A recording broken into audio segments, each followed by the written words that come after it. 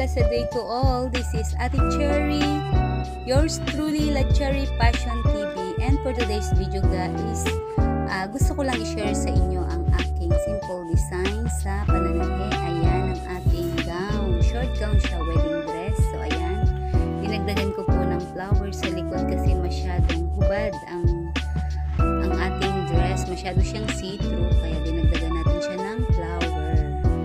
Ayan. So ayan, nilagyan din natin ng botones sa likuran.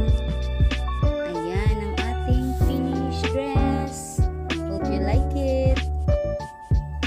Ayan, I wish si Idol po ang matahian ko nito. Ayan po ang ating veil, ang ating tarha.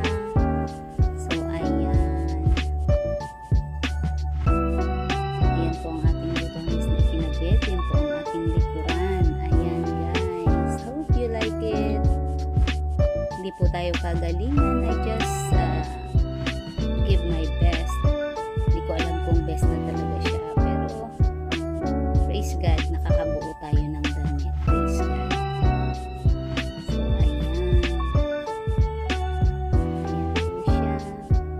Pwede rin naman tayong gumawa ng long gown. Pero depende po kasi sa gusto ng ating kliyente. And by the way, this dress is for my friendship. So ayan po siya. Ayaw niyo pakita ang kanyang mukha. Masyado po siyang mahihain. Kaya mukha na lang ni Idol lang nilagay ko. Ayan.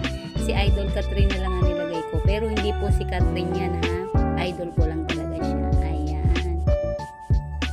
So ayan guys. Hope you like it. Thank you so much for tuning into my channel. Thank you so much. God bless you all.